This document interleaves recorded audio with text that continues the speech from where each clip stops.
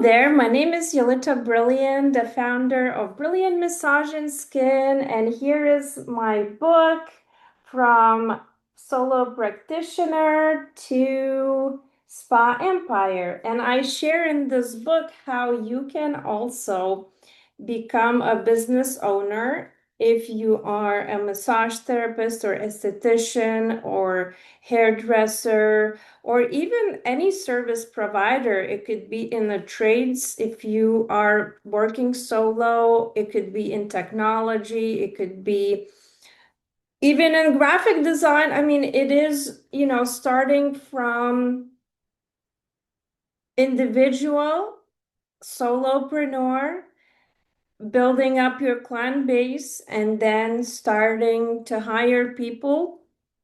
And that's how you can become a business owner and create an asset. So business creation is asset creation because once you have a business, you have an asset that you have control of.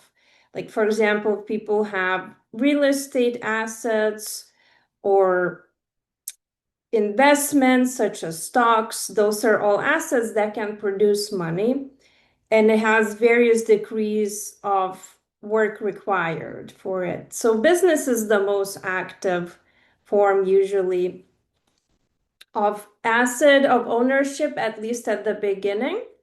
And so I'm sharing my story, what I did and what worked for me.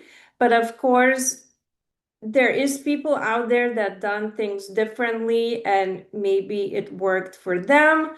So I'm not saying this is the only way and the best way to do things or grow a business. There are people that take in debt in order to grow business. I, for example, just did it organically.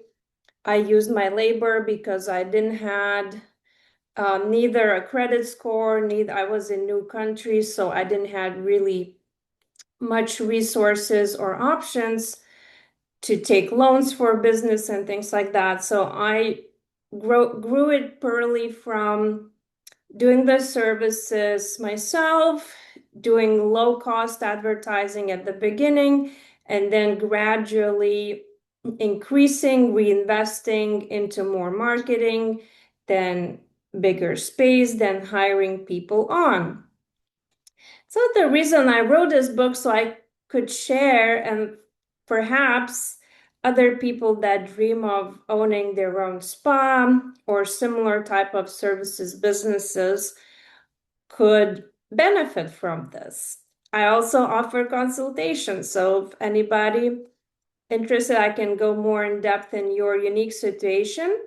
But in general, getting started, you want to start in the location, and I write here in the book that it's important to start in a ocean, like a bigger ocean than a pond, because it is, if you can't really catch fish where there is no fish or little fish. So imagine customers being your your fish. So no matter how much bite you throw at it, no matter how much advertising you put, if you don't have good area, good location, the business probably not going to grow. So that's number one thing, is to find viable location and then minimum viable product.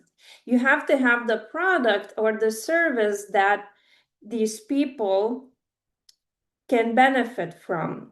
Because sometimes when you get into business, you're thinking, well, I want to do this service. Like, for example, some therapists or estheticians, they say, well, I like doing lashes. Or the other therapists say, I like doing energy work. But is there demand? Is there enough demand in that area for energy work? Is there enough demand in that area for eyelashes? So while it's important to have passion for what you do, but sometimes you have to be flexible and you might need to do more services where there's more demand. So, for example, deep tissue sports therapy is just more in demand in most areas. So it's going to be much harder if you only want to offer like craniosacral therapy or just the lymphatic drainage massage. So got to think about big picture. And that's also when starting a business is it is the mindset. You have to kind of change your mindset a little bit about it. Take the emotion out of it. And I used to not understand when I was in, well, when I was not yet as experienced business owner as I am now, which I have more experience. I wouldn't understand why business people were cold, but it is actually very good skill to have. You want to rely more on logic and numbers and not emotion. You know, when you run a business, you never want to run it on favoritism or I like this person, I don't like this. It's very important to see the numbers, you know, even when you're evaluating the performance of, you know, it's never about I like or I don't like. It's really the performance, the numbers, how is your employees are doing, what is the rebooking rates, what are, you know, sales numbers, or how the business is doing. It's not about, oh, I really want to open in this area or offer these services. But if you look at the statement and, well, these services don't perform as well, there was, for example, you can see more people wanting deep tissue massage than another style massage. So that means that you should advertise more where there's more demand and hire the type of people that can offer that style. Does anyone has any questions or feedback?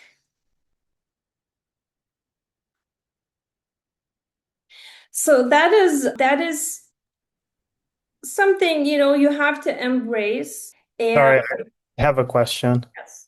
The first 6 months that you started and you were a solo practitioner, what would be maybe like one thing that you wish you had done differently and one thing that you're now looking back that you had done that maybe you were questioning it at the time, but it was now with all of your more experience that you know it was the right decision? Well, I think perhaps I could have advertised even more sooner with more paid marketing. At the beginning, I was relying too much on organic marketing, which is good, you know, SEO, search engine optimization, very important.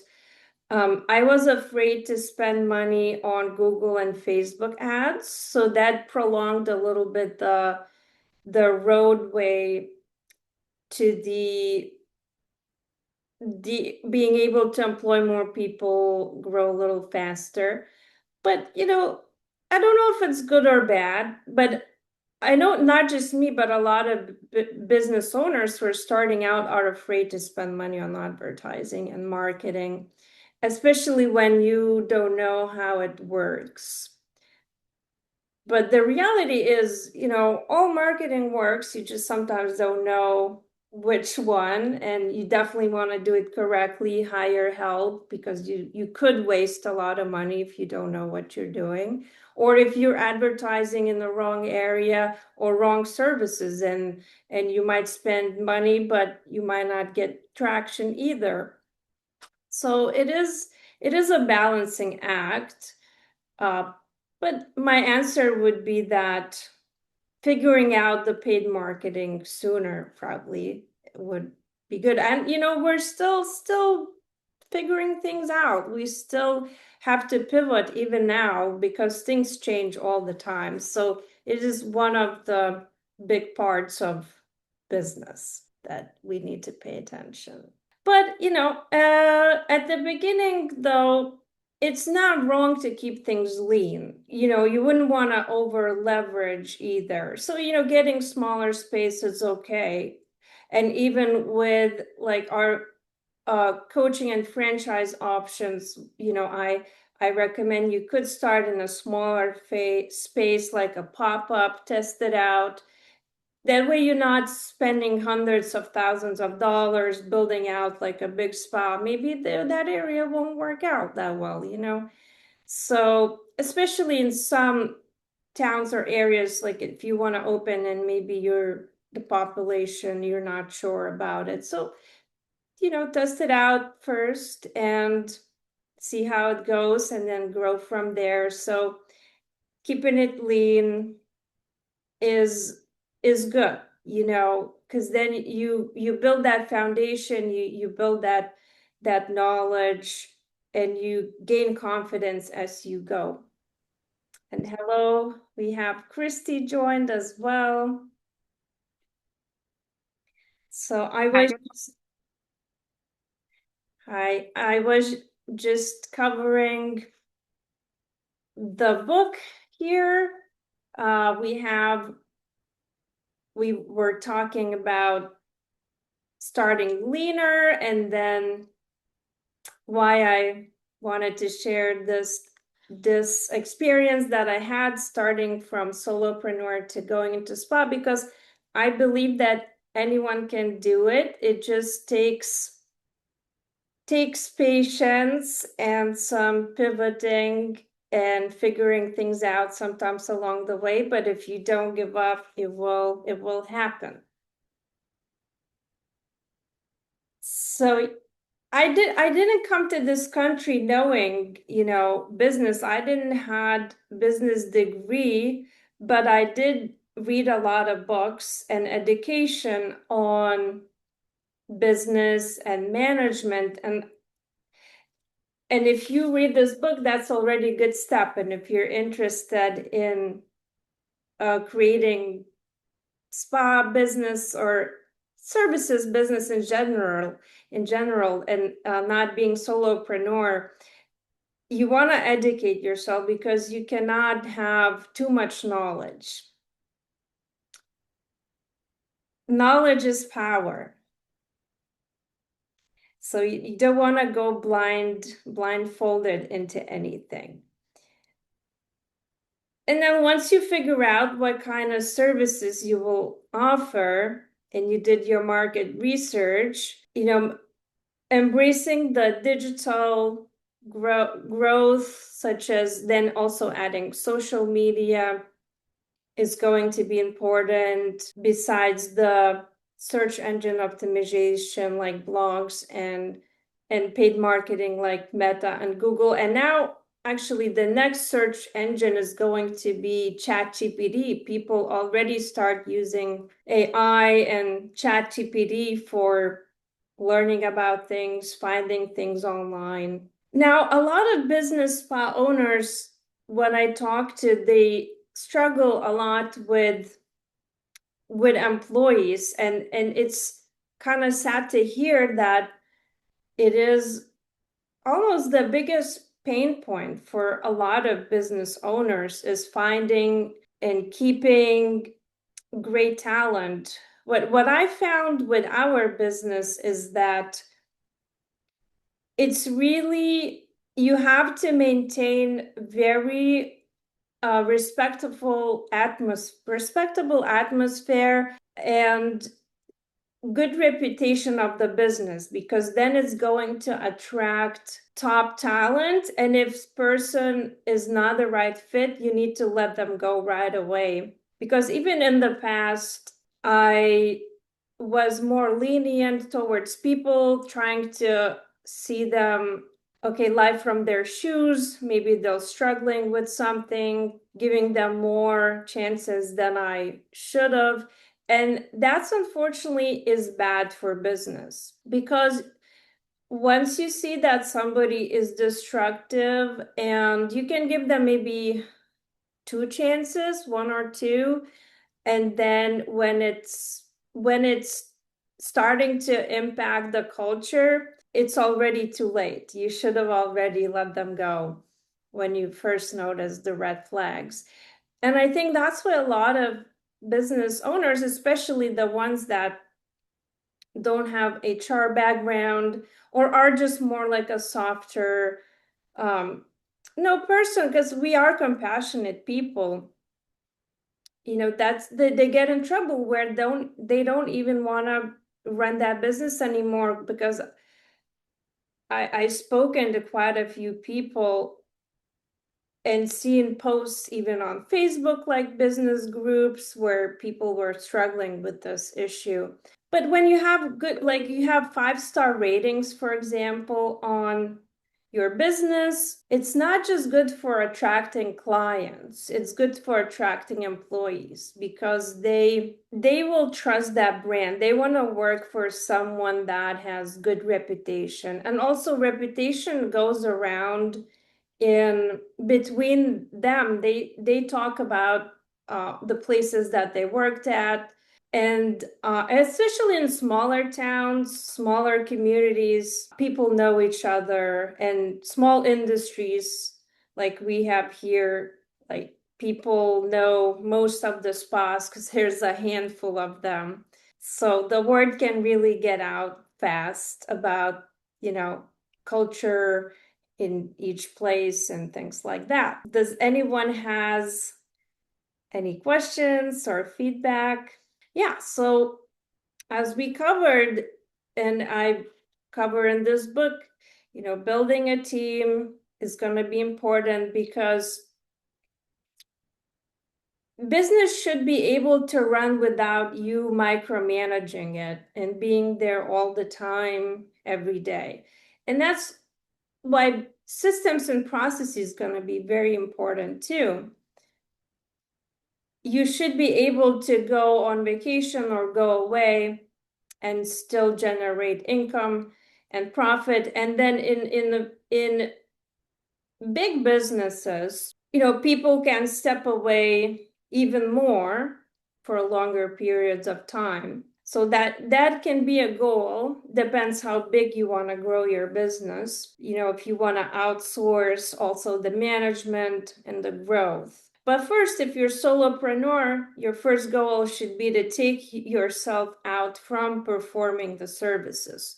So that means you're going to be really focused on marketing to generate those leads for your employees. Because if the other thing, they might like the culture and everything, but then if they're not getting enough leads because they need to pay their bills too, they're not going to work for you either. So those are important points to keep in mind. And then with that comes training your staff about client retention, using systems such as memberships to retain your customers, and packages, because it's easier, it's cheaper to keep a customer than acquire a new one. So if you have to offer discounts or incentivize them in any way to remain your customer and be a VIP for you and be a loyal customer, you want to do that. Sorry, the beeping here. Somebody's messaging me. So, yeah, so it is just both important to um, to know that retention is very important. Acquisition and retention is going to be what makes or breaks your business. If you cannot acquire those customers, of course, you're not going to be able to be in business, and then people will not want to work for you. And then once you do acquire the customers, once you do have good employees, then you got to maintain good culture. You can do that with education and also nipping any problems early when you start noticing something's not right.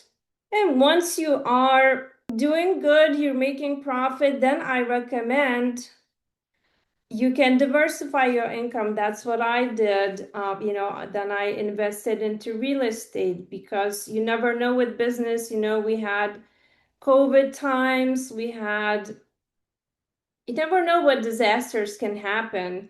So if you're a business owner and you already reinvested into growth of your business, you should put aside some money to invest like in your retirement, in stocks or real estate, so that way if the rainy day comes, you can you can feel stronger, you can feel more confident that you can weather that storm or unknown things that happen in life. And eventually you can sell your business. So you created an asset that's generating positive cash flow. And it is an investment too, and an asset that you could sell if you didn't want to have to deal with it anymore. Does anyone has questions or any maybe experience that they had they would want to share? So I can also talk important to for systems and processes, important to also implement certain policies such as no-show policies. I know some of the people that start out as a solo practitioner, sometimes they don't have the confidence to implement certain policies like ask for prepayment or, you know, charge the no-show fee. I mean, we are still flexible with the no-show fees. We allow people, for certain things like, of course, like medical emergencies and things like that, we'll give them credit for next time. But ever since we implemented the prepayment, we saw very high reduction in late cancellations, no shows. It's just that extra step, collecting credit card information. I feel like that shouldn't even be a question. I know that there are people that maybe still don't even collect credit card information. Uh, so I think for at least you should collect credit card information. But even when we used to collect information but used to not pre-charge people, we still would run into issues such as insufficient funds when they cancel last minute or they just cancel off their card. They wouldn't want to pay the fee. Even though if they just talk to us, maybe we give them credit, but people sometimes just assume that, they lost that appointment, so now they don't want to pay the fee. And when we do the prepayment, then it's already prepaid. So it definitely creates another dynamic where, now you can talk to customer and see if they can, maybe use half of it for next time.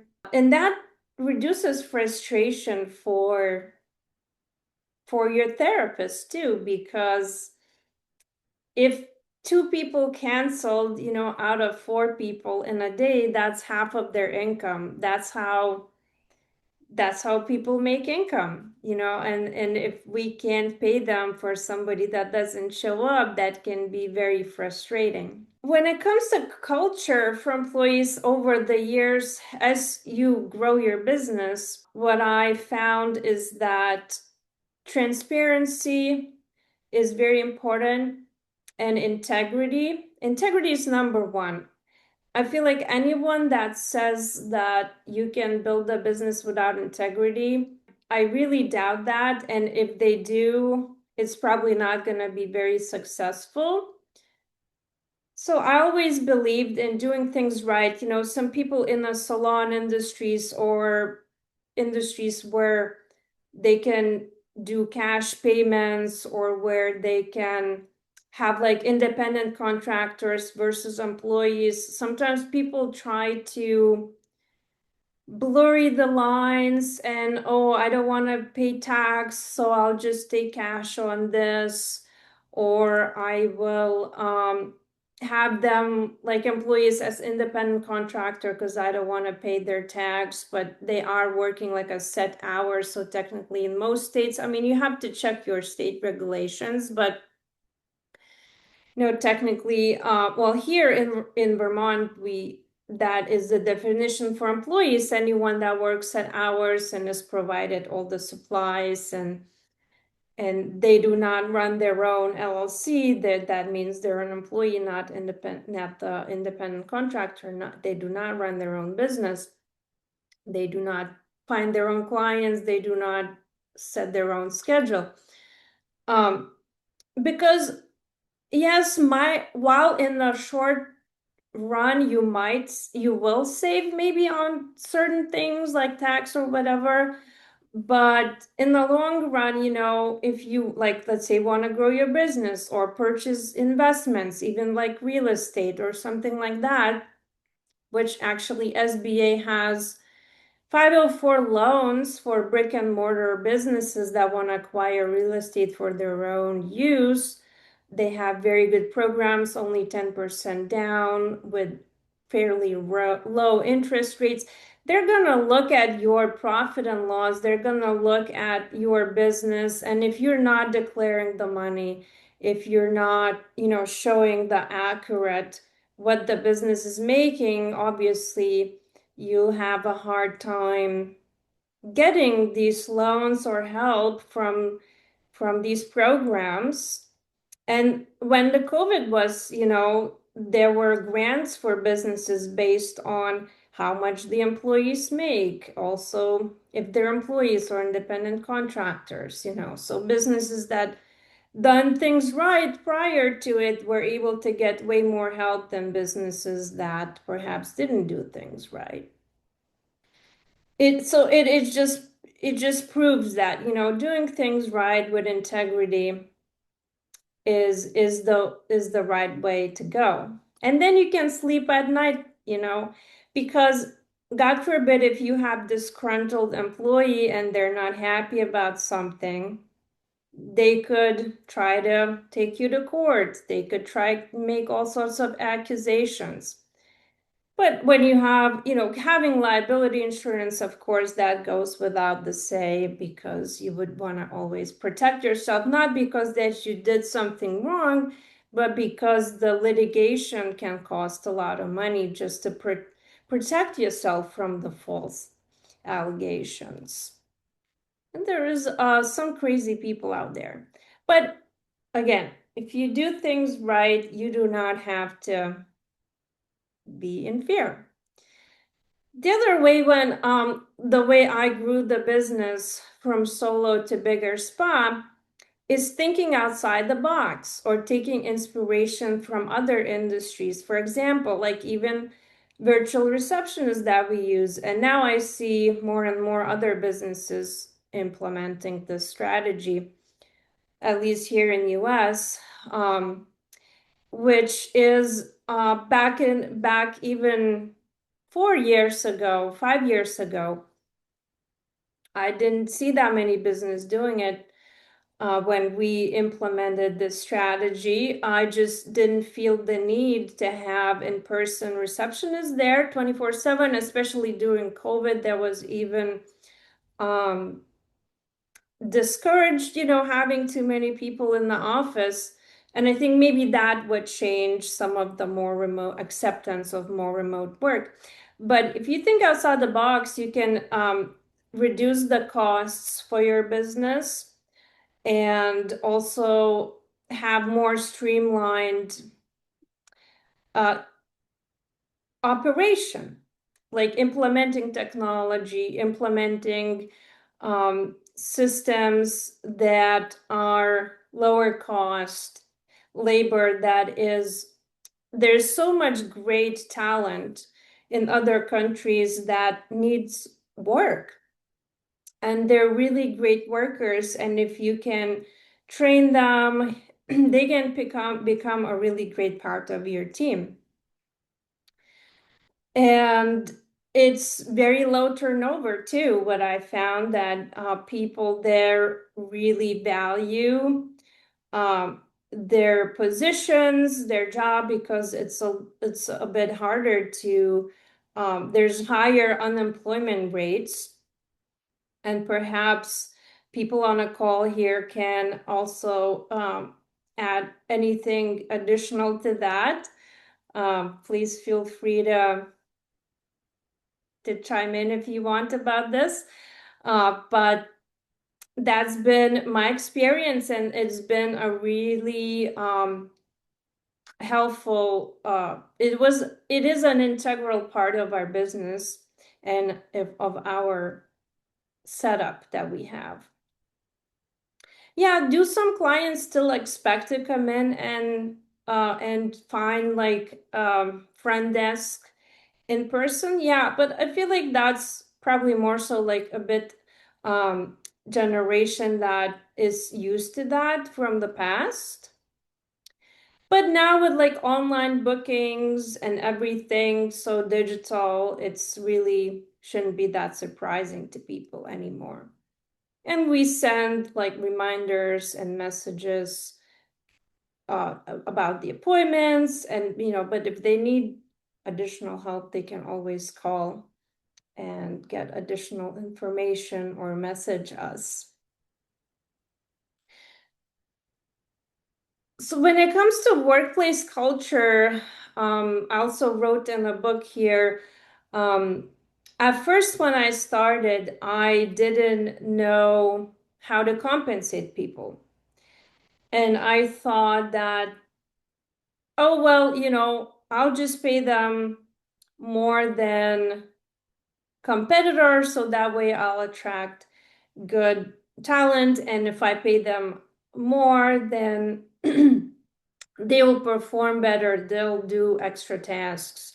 And but it's not really the case. You have to actually incentivize and train people with compensation. Because if it is just a flat fee or commission or flat whatever hourly, people don't feel as motivated to do certain things. And like based on their personality, they might like or not like certain things.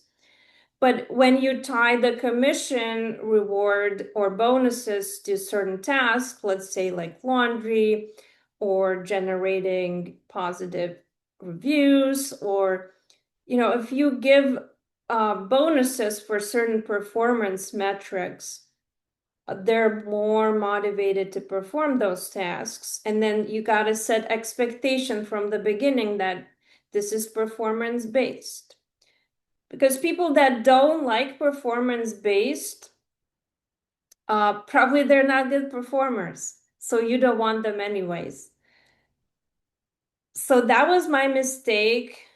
As a newbie employer, I didn't know how to how that works, how I didn't realize how much the compensation structure is based for the team culture, for the whole system.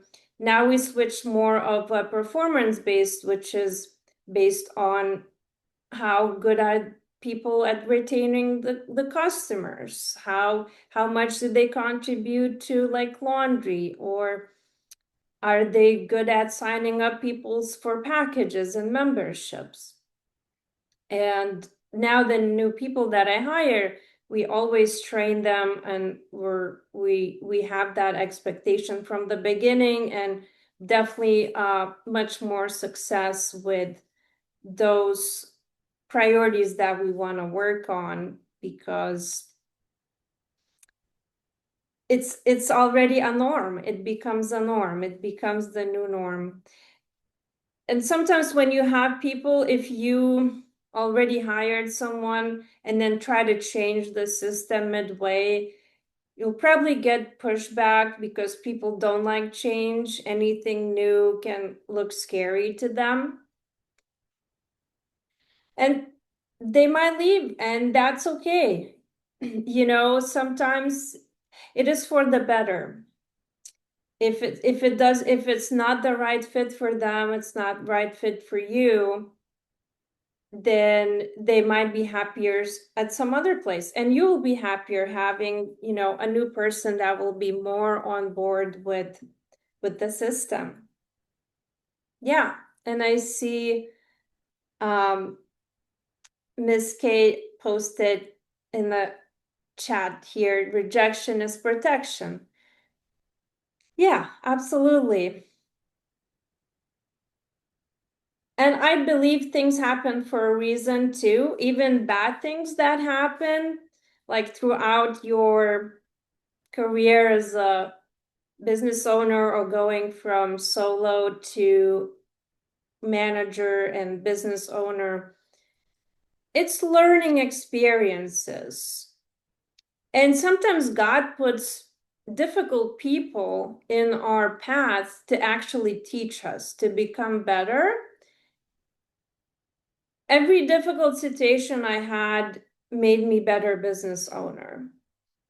So it's okay if you're going through something difficult, as long as you did everything with integrity, you have nothing to fear, and you'll come out of it being able to protect yourself better next time from these difficult situations. There is sometimes some difficult clients too, but that's just the nature of working with the public. It's very important to maintain good reputation also, online, like having good rating. My suggestion would be never go below four stars average on any of your like Yelp or Google, because people read those reviews online. And yes, you will have some crazy customers once in a while that they might leave a bad review no matter what. And sometimes the people will make honest mistakes, like your employee might make a mistake, and unfortunately, somebody might leave a bad review. But that's okay too, because that's real life, and the customers might see some bad review, but they will, as long as good reviews outweigh and the average rating still like close to 5, 4.5 or 5, that's what's gonna matter. Even though we've been able to maintain average 5, which is 4.9, you just want to outweigh with the good ones, and always don't be afraid to ask for feedback, because that's going to help you show up organically on the search. And for now, it's still the main way people find businesses. They Google what they're looking online. They're looking, let's say, for a massage or a facial or waxing or plumbing or electrician, whatever service they're looking. Usually they still go online or on the maps. Well, later it might change with the chat GPT and all AI stuff. We don't know what's going to happen. But for now, that's the case. Yeah. So in book here, I also list some of the items here, what kind of costs you might expect if you starting a multi-treatment room spa. And if you're in more dense populated area, you might start right away with that.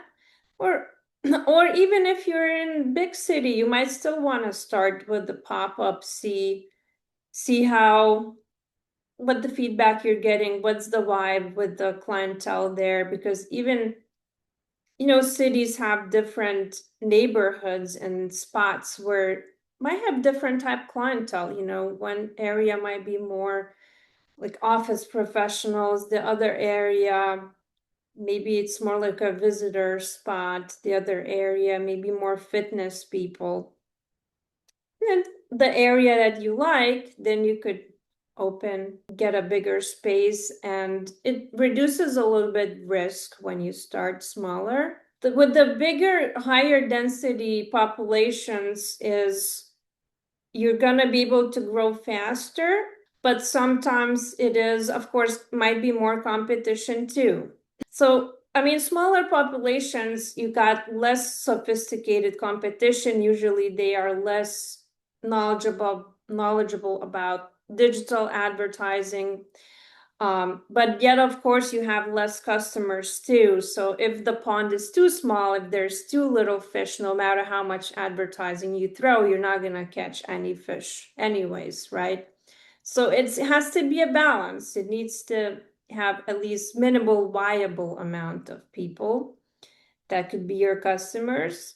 But if you're in the big city, yeah, you're gonna have large amounts, but you're gonna have more competition. So I've seen people succeed or not succeed in both ways. I've heard that did not succeed in small towns, or people succeed in small towns. And then I had people that succeed in big metropolitan areas, people that don't succeed big metropolitan areas.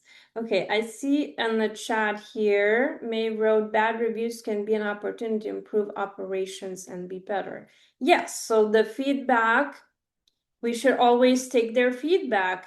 And I think we did that throughout the years. Exactly that, what we tried to do, that every time somebody left bad feedback, then we thought, okay, what do we need to change to avoid this in the future? Do we need to train therapists not to do certain things? Or do we need to change our website, instruction, or something like that? Or the booking flow, do we need to update? And then Nick said, consider bad feedback as actionable feedback. Yeah, so actionable feedback. Maybe you can expand on that if you are available. Or does, Sure. yeah. Well, I think it's, feedback is typically good feedback or bad feedback, right? So good feedback, you want good feedback because that reinforces that you're doing the right thing, but it's not necessarily actionable, right? But bad feedback, well, sometimes, you know, it can be difficult to digest. It's actionable, right? Someone's kind of hopefully giving you accurate bad feedback because maybe there's a process that you didn't understand wasn't working correctly from the customer point of view, or someone, just has experience at other locations, and what might be considered bad feedback is more of just a suggestion on how to improve a process. Right. Yeah, exactly. Yeah, because some bad feedback is really helpful feedback. Yes. And hopefully it doesn't get to that point where it ends up online on the reviews. We always try to catch it before the client is so frustrated that they go online to vent. So we would want them to give opportunity to, that's why we say, please respond, please let us know if you had any issues, how we can address or maybe issue some concession, a discount or something to make it up for you. Uh, so it use that to improve for next time. It really helps us. So we tell that to customers, but then like some might still end up online, maybe, with the volume, when you have a lot of customers, sometimes things might fall through the cracks. And then even then we still try to make it up. But on rare occasions, there will be unjustified bad feedback, and there's little you can do. I don't think we had a lot of that. I can only maybe remember a couple throughout the years where there wasn't really much we could do about it. And it might happen, and we can't take things personally. It never should be personal. Business is not personal. It should not be emotional. It's really the numbers game. And if you think like that, you'll sleep much better at night. But well, thank you for sharing that. Um, the other thing what I advise, and I touched on it on a book, always make sure you obtain the required permits, insurance, you choose the right location, then you get your quality equipment. The other things I've seen, sometimes people, when they're starting out to, like, they want to go with like the cheaper things, as far as, like, for example, like skincare. I've been asked before, oh, can we just get like a copy hydrofacial machine from China, that they make like a knockoffs machines. I'd say if you can't afford it right now, don't do anything. Don't buy. If you cannot buy quality, because customers they will know that it is not the authentic stuff. So it's very important, I think, to maintain that level of quality and expectation that you only offer the best products. Like, for example, we offer PCA and it is no fragrance, no phthalates, safe for any skin type, clinically tested products that actually work, not just, a label on there saying it works, but actually proven it works. And, authentic products, authentic equipment. And there's some things, yes, you can save, like it doesn't have to be the most expensive chair for like a stool or a table or things like that. But I'm just saying more when it comes to actually like that people put on their skin or direct contact, things like that. And I see Jess joined. Hello. Hey, I'm here to support you. Congratulations. Oh, thank you. How have you been? Doing good, doing good. Just traveling everywhere and kind of getting things set. We're about to launch something new, so just running around. Amazing. How have you been? I've been great, thank you. Yeah, so this I was just talking the points, the contents about the book and solopreneur to spa, which I believe you started as a solopreneur, right? I did, yes. I'm actually going to order your book. I love it. I'm launching my book too, probably in September. So, but it's so exciting going from, one to building, right? Yeah, absolutely. What I year did love you it. And you have a start? great story. Thank you. What year did you start? For which? For my book, I started about a Uh, year ago. oh no, like you're so as a solo practitioner, as a waxer you Oh, started. so I started 15 years ago. I started waxing. And then I built the Pampered Peach about 5.5 years ago. And then I started franchising with the corporate about 2.5 years ago. Um, I have my franchise. That's amazing. Yeah, and we've grown it. Now we're over 70 locations. We just signed four of them in Virginia. So Yep. we're really excited. Where are you at? Well, we have one pop-up in Stowe with Christy still, and we haven't opened any other ones. But it's in Virginia, right? No, it's in Vermont. Oh, Vermont. That's what it is. I was excited. I was like, oh, I'll come see you guys when I come out there. Yeah, absolutely. Yeah. So we have two corporate stores here and one franchisee. That's awesome. Yeah. So as I were covering here in the book, almost 5 more minutes here, almost an hour here now, but I can kind of summarize. So it is important to design the menu that's going to, fit that client in your areas and make sure that you have, the products selected that are quality products, and then you're gonna do some organic marketing. The other thing like people sometimes oversee is the organic marketing and like going in a community and connecting. Uh, just when you open your new stores, do you have your owners go do organic marketing or do you do just focus on paid marketing? So we have what I like to call a list of guerrilla marketing.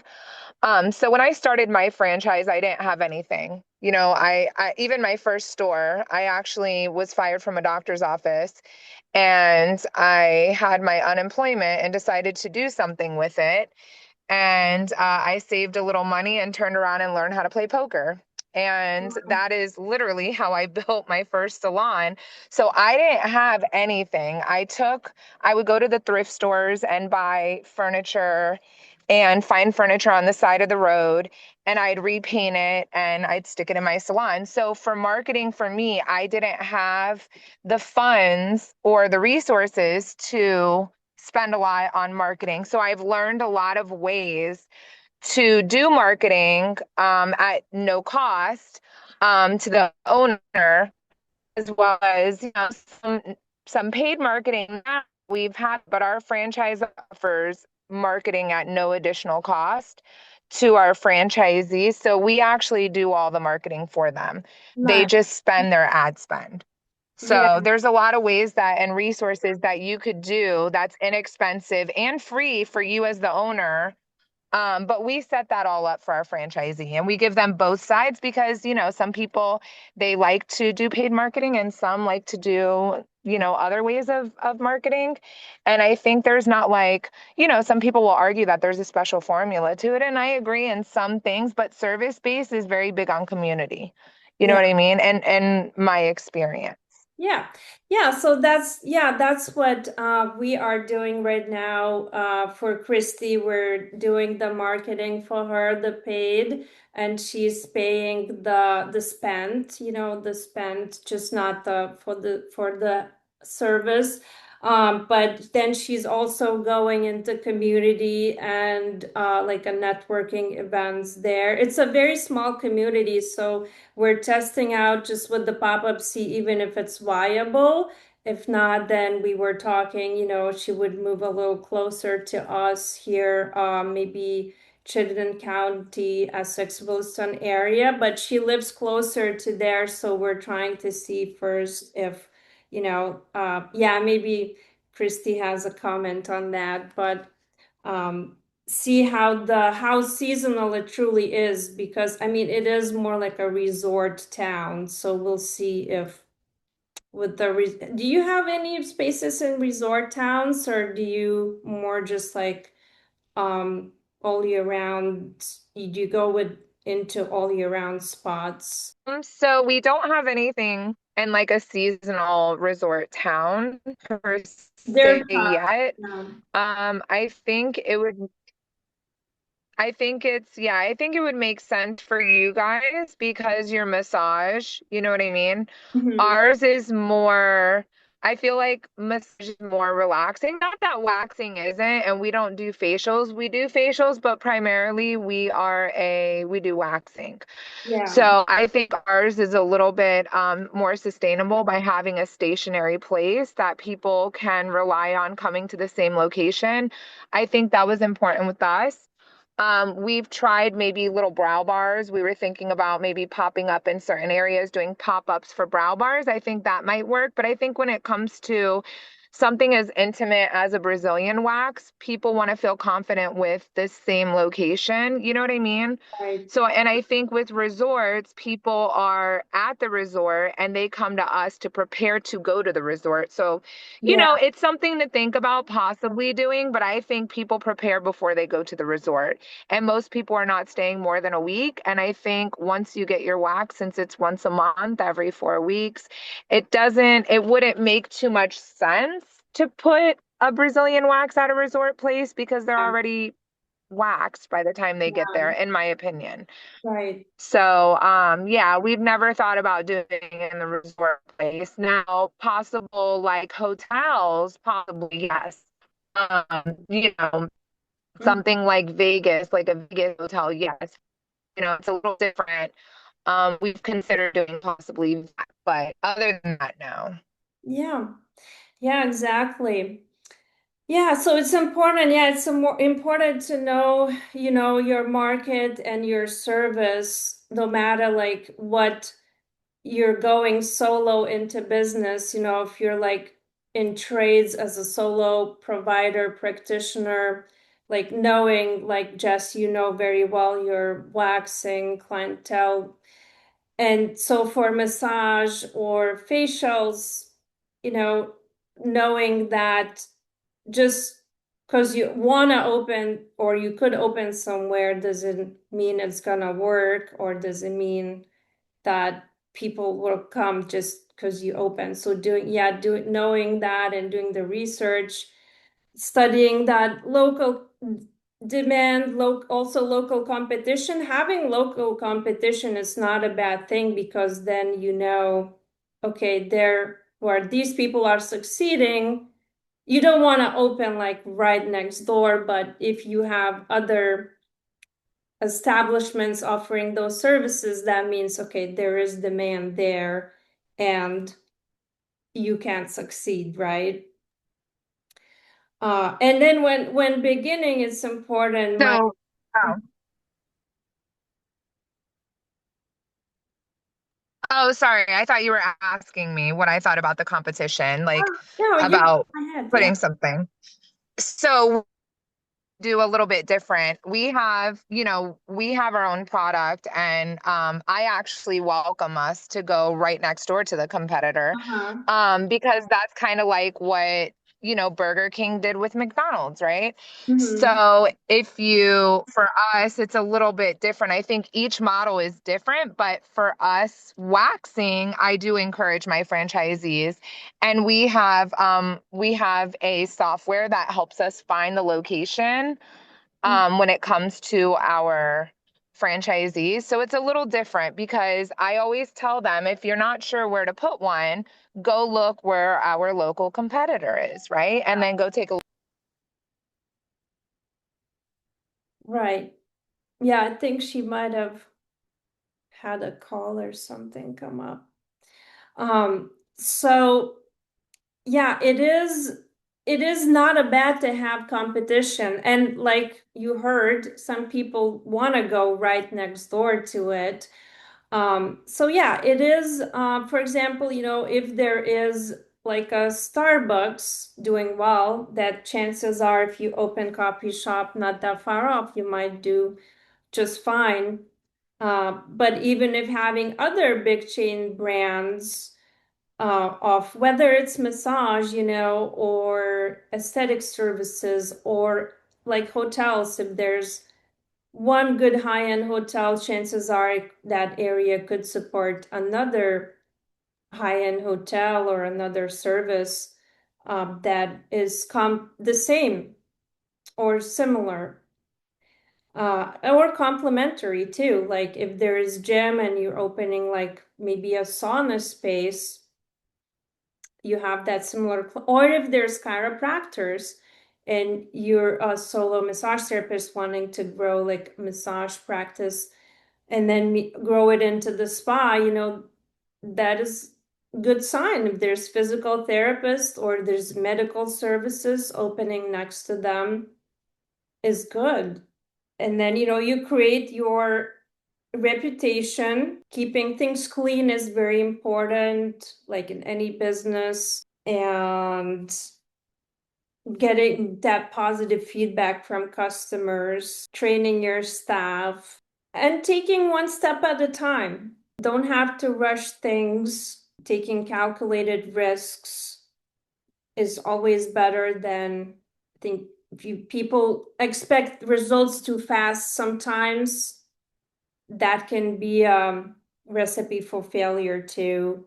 So knowing that you're gonna have to be patient and it's gonna take some time. And some areas, some businesses gonna take more time than others, but regardless, it's gonna take time. Does anyone has any questions or any other ideas to share? Yeah. Congratulations on your book. Thank you. I think, yeah, thank you. I think you got it already, right? I do. I'll leave you a review soon. I'm almost finished. Oh, thank you so much. I appreciate it. Yeah. So we covered all the topics, the networking, the creating the buzz, doing the paid marketing, and just not giving up, and there's a saying like if the Nikola Tesla, right, invented 1,000 times how not to invent a light bulb, and then eventually it worked. So just sometimes have to keep trying and pivoting until it works. So thank you everyone that joined. Does anyone has anything to ask? Congratulations again. And if you can tell me where to get my book, I'd love to grab one from you. Yeah, absolutely. I'll send you the link on Amazon. Okay, perfect. Yeah, thank you for joining in. Of course. Well, hope everybody has a wonderful day, and yeah, we'll see you. Let's stay in touch. We'll see you in the near future. Thank you again. Congratulations. Thank you. Thank Thank you you. and congratulations on the book. Thank you.